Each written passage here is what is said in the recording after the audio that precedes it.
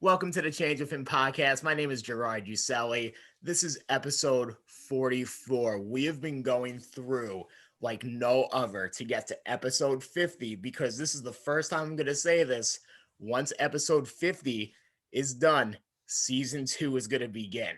So we are on a pathway of really getting there, and to see so many perspectives of change come about and how they embrace their fruition for where they are today. It is such an honor to get to know so many people in this 4.5 month journey of doing this. So I have a special guest for today, and she is somebody who is very impactful within the food and corporate social responsibility industry, alongside running her own nonprofit, the Food Education Fund. This is Eliza Loehr. Eliza, how are you today? Doing well. How are you? Thanks for having me. Absolutely. So I wanted to ask a first question that I always ask all of my guests on this one is what your childhood was like growing up. My childhood was great. I am one of 4 students. I was born in New Rochelle, just north of New York City. I feel like there's a pretty typical kind of running around childhood, not actually a ton of food in my childhood growing up until my mom actually went to cooking school when I was about 8. And I think that kind of transformed my life of being in the kitchen with her. So were you kind of like a picky eater growing up? Did you kind of know what you liked at that point? I wouldn't say I was a picky eater. My mom might disagree. But I think especially when I hit kind of middle school, I really loved cooking. I remember like putting on a dinner for my family I thought it was like so fancy. I think we did pesto pasta with mozzarella and tomato.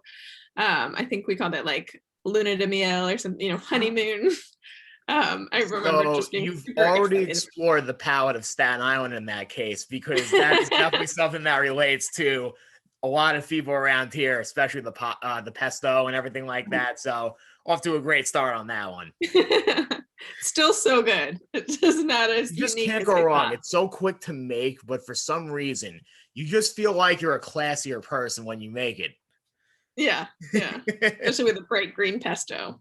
Exactly. So kind of to elaborate a little bit more, how did you get into cooking, and what's one meal that you consider you're bragging right to make?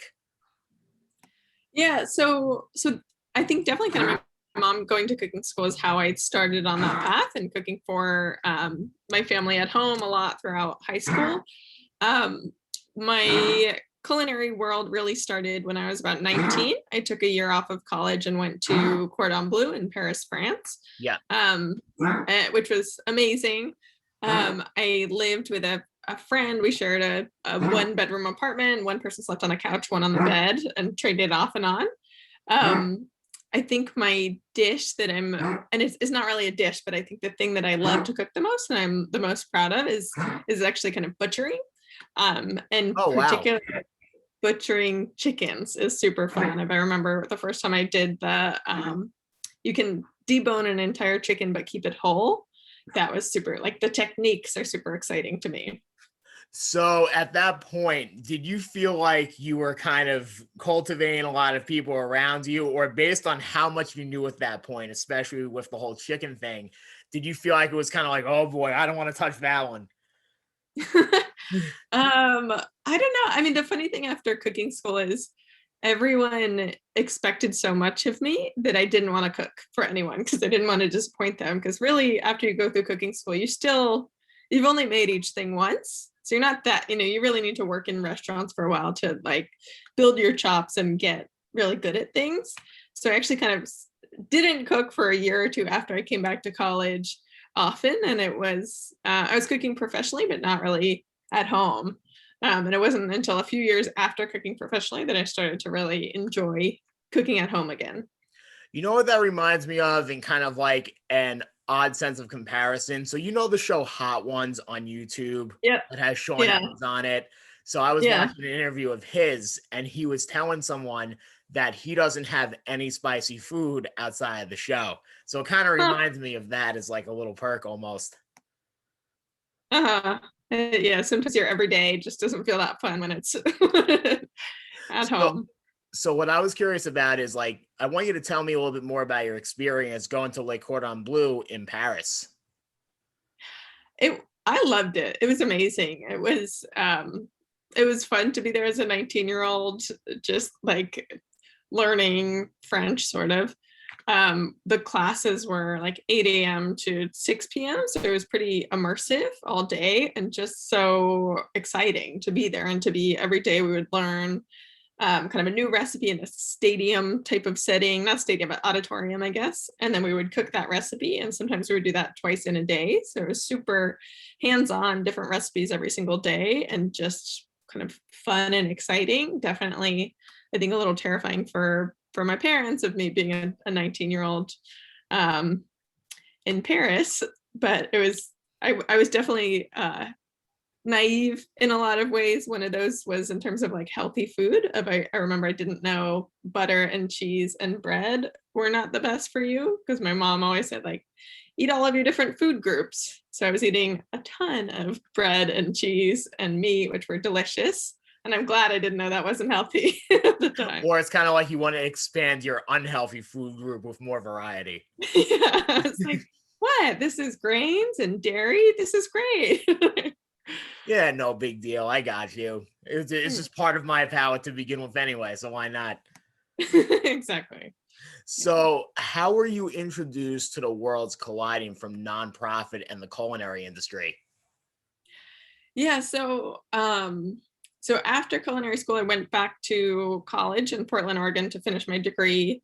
And in the meantime, I was working at restaurants throughout that time. I came back to New York in 2013, and I was working at a restaurant called Foragers in Chelsea, 5 days a week. And then my 2 days off, I was also working at a radio station called Heritage Radio Network, which is like a food focused radio station. And that really opened my eyes to so much of the culinary industry, both kind of restaurants, but also beyond that. So I got to interview a ton of different people. One of them was the Harbor School, which is this amazing public high school on Governor's Island where the students actually dive and like plant oysters and measure water quality. I also got a job around that time as a chef instructor for 3rd to 5th graders. That was focused on nutrition. So I was kind of learning the world of culinary education, learning about the city and high schools and how all of that works, and thinking about what was the most important to me about the food world. It's actually not kind of nutrition in the organization I was working with. Their big thing is fighting obesity. And I kind of felt like the way they were doing that made the students feel bad about the food from their culture, or the food that their parents or families were making. And I didn't love that. I'm way more pro go after like Coca-Cola, not the family. So I was thinking about it and I realized economic mobility through food is what I really care about. So I was telling that school, actually the Harbor School, I was like, I would love to start a culinary public high school that focuses on culinary arts, has an internship program and an aquaponics program. And they told me that existed. So I reached out to Food and Finance High School, which is the first partner high school of Food Education Fund. And kind of long story short, I have been working there since 2017. And I was going to say, you've had a pretty interesting journey in those 4 years. If I'm not mistaken, you are a program manager, right? Or program director? Now I'm the executive director of Food Education. But I'm talking about like formally. So you were kind of like a program director, right? Yes, I started, Food Education Fund as a program director. Exactly. So kind of like share your journey with me a little bit as far as what you've seen in that past 4 years, especially kind of in a mid to senior level role to where you are now. You've probably seen a lot of change and even seen some alumni grow throughout their careers. What's that experience been like? Yeah, so it was actually when I was the program director, I was also the only employee of the nonprofit. So it definitely shared a lot of duties as the executive director role, but was intense because it was running all of the programs, running the internship program, visiting chef program, different career days, while also doing kind of some of the fundraising and the admin and the operations. So it's kind of all in one, almost like trial period year. Luckily, we now have 4 full-time employees and 4 kind of contract part-time employees. So we've grown a ton in the past 4 years, which is super exciting because that just means that we can do more. We now work with 3 different high schools officially and 13 different high schools kind of in some capacity. So it's a totally different job from my first year in terms of every single year is changing because we're always growing. But it's been really exciting to kind of get in on the ground level and be able to really shape that growth as it happened and have so much, be able to have an idea and then execute it is very rare. Absolutely. And especially in the fact that it is rare to find programs that do what you do and having such the impact throughout the New York City metropolitan area. Something I want to know about more is when you're working with individuals all throughout the community, what's it been like as far as cultivating their skills? Like, do you feel like a lot of them really came from like point A to point Z in their journey? Or did you kind of feel like there was more advancements as far as them starting out themselves? Yeah, I think it's a big question. It's kind of interesting on a bunch of different levels of with because we work with high school students, but we actually also work with alumni from those high schools, and we have a new program that's actually working with Shake Shack's shift managers Oh, to wow. prepare them for promotion. So it's a totally different population and kind of an adult focused class, and not like our adults, as in not graduates from the school. So on the high school level, I always kind of joke that by accident we take credit for like natural growth, as in like if you meet a freshman and then you meet a senior, you're like, wow, so much growth, so amazing, the food education funds work. And really it's, a big part of it is the student growing up. But I will say from in the 4 years that we've been there, and we've done a lot more programs, the senior class this year, their skills are unbelievable kind of across the board of their writing skills, their Excel skills, email, just like professionalism is unbelievable. And so that they're incredible students, but it also does feel like a testament to our work because it's kind of across the board with that grade. And that's been growing year over year.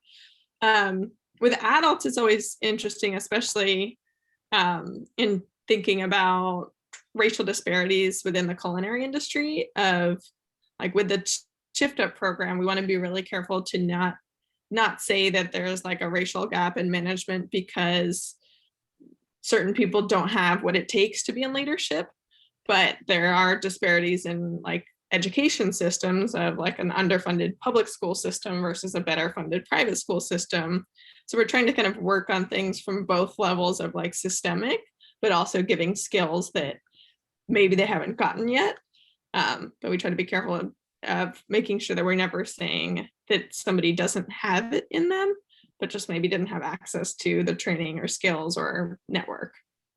And it's kind of like the argument compared to just generally in the public school system, as I'm transitioning to be a teacher as we speak, the argument about like money management in schools and things from maybe 30 years ago that would be more of an essential skill set for what you know as an adult that isn't really embraced anymore.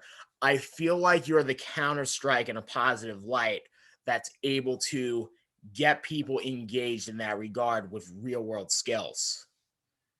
Yeah, so that's what I love about our job training and internship program in particular is we have full flexibility in terms of what we teach in job training. So we include in there a ton of different financial management, financial literacy, finding scholarships, but also like how to get along with your coworkers, how to deal with harassment in the workplace, just kind of like our students have asked us to add things like anger management training. So there's a ton of those. It's basically like a life 101 class. Of those skills that are just incredibly helpful and usually aren't taught, or as you said, like aren't taught anymore. And actually just got off of a call that's like an entrepreneurship call, which kind of does those skills as well in a more hands-on way. Definitely. Also, I wanted to ask you, because The Roots is one of my favorite groups of all time. How did you get Questlove involved with you? So that was a long journey of just kind of working, inviting him to different things, coming and seeing our work, long conversations. It was really our board chair reaching out. He came to the school for the first time, I think it was the day before Thanksgiving in maybe 2017, actually. It was Oh, I think it was wow. my first year. And so we did a tour with him with 4 students that guided him around. We went up to go see the rooftop greenhouse at the school. And the person that was going to show us around the greenhouse was 45 minutes late to the tour, which was, definitely anxiety producing when you have Questlove like leaning against a little metal thing for 45 minutes. But I honestly think kind of that time of talking, learning about our programs, meeting our students really cemented his excitement about our work. And he actually asked us to join our board, which was obviously we would have, but it was kind of right after that. And he's been amazing. There is just something very cool when someone of that status shows the interest first in an organization. You kind of just get like not so much baffled, but you're mind boggled. Like you don't even know how to process when someone like that is interested in what you have to say. It's one of those like crazy things in life.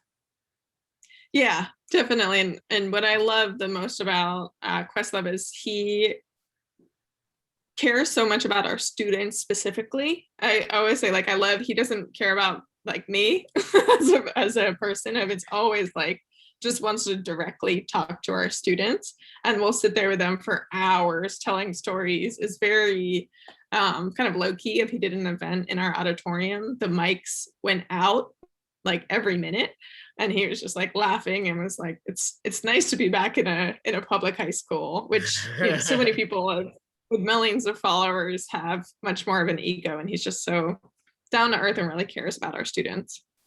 That's amazing. And kind of to shift gears a little bit, what was it like doing doing all of these programs in the early stages and still continuously in the pandemic?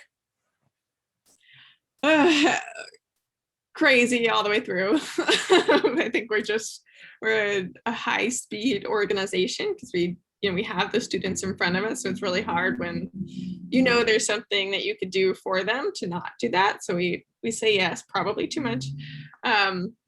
So sorry, motorcycles. I love that. The Right? early stages were exciting. It was so much building so much, but just again, like I was known for literally running around one of our partner schools because I was just always sprinting. And then in the pandemic, so schools shut down on March 15th, and that was the same day that restaurants also closed. Yeah. So at first we're like, okay, students, a lot of them get their only meal at school. Restaurants are going to have all this extra food. How do we pair them? And so we created this big food map that restaurants could post extra food that they had for families to come pick it up. And it had like 25,000 views because it was citywide, but we don't know how well it actually worked because a lot of our families live in outer boroughs and a lot of our restaurant partners are in Manhattan. So then we're like, okay, we need to get the food to the students. So we started a giant food distribution program that actually was largely funded by Questlove, just doing all of these DJ sets, and he just had the donation link there, and he raised $250,000 from that. Wow. Which just like blows my mind that you can do that on Instagram. And so we've delivered over 600,000 meals today, and we're still doing that now, in partnership with Grove House, which has the restaurants like Lilia and Missy, and then also HelloFresh for 1,000 students. So that was a huge part of our last spring and has continued. And then we also just transitioned a lot of our programs to virtual, added new programs, and used social media a lot to like be a community space for students to like network with other people. So we did a lot of like student and chef cook-alongs. We did like an inequity, injustice awareness in media through food, in food through media. Program that our alums ran, and we've added new programs. We added the Shake Shack Shift Up program that I mentioned. We added an alumni accelerator that's for alums that want to start their own business. So it's been busy. It's been I think all of the changes that have happened are really good in terms of it allowed us to like interact a lot more with parents and hear from them, build out our alumni programs, and just get to know our students in a different way, even though we were virtual, but also obviously hard, as I think everyone's year was. Just a follow-up question on this too. What was it like to get that traction going with your students on a social media scale? Because the reason why I asked that is there is a lot of like taboo behind students and how they engage with social media in a school setting. So I kind of wanted to know your perspective as far as how even your students try to help in those times through social media. Yeah, so that's one place. So basically, as our relationship with the schools is always complicated. Of we're a 501c3 nonprofit. Yeah. Our office is in one of our partner high schools, so we're very related, and a lot of the students think we're teachers, but we're not. So that does give us a little bit of kind of distance legally from the being Department of Education. And then we also do a ton of different media releases on, to make sure that they know what this is, that they're ready for it. And then work with them because it's the internet, which is big and scary, but also is where everything is right now. So we want to, make sure that they feel comfortable with it, excited by it, and are also able to tap into all of the exciting things that are happening on Instagram basically right now. I mean, obviously TikTok, but we're not there yet. Say it one more time. I said, obviously things are happening on TikTok too, but we're not that cool yet. Oh yeah, we just got to get the ADD rolling a little bit more on like the 26 seconds. I'm starting to learn that a little bit myself, so I get you on that. So kind of my final question in this regard, something I also ask all of my guests beforehand. What is the biggest change you want to see for yourself? So I would love to be able to think a little bit more big picture.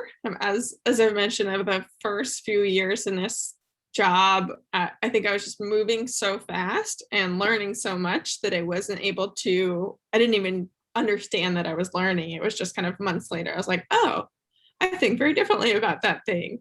And now that we're growing so much, of like our budget is 5 times as much as it was when I started, our staff is 8 times as much.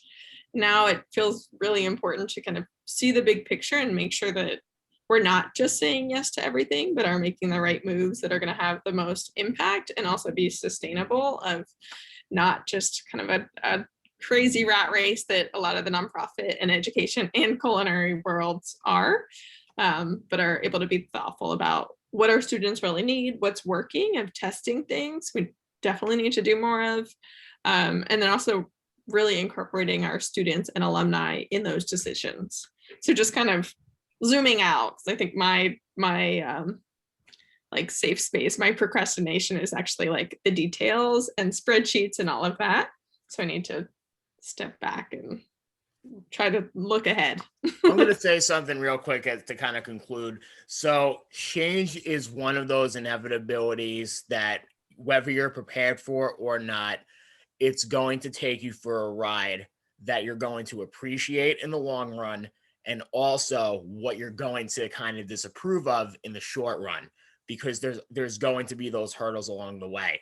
So even for the times where you feel like you procrastinate, always look at it with a glass half full and just think to yourself, you're dreaming of something bigger than what could be even more capable. So that's something I just want to have like a hot take on. But nonetheless, that is my final conclusion and the finalization for episode 44 of the Change Within podcast. For those who want to check us out but haven't so much yet, you can check us out on Anchor, Instagram, Facebook, and YouTube. Eliza, thank you very much for joining me today, and have a great rest of your day. Thank you so much. You too. Absolutely. Bye-bye.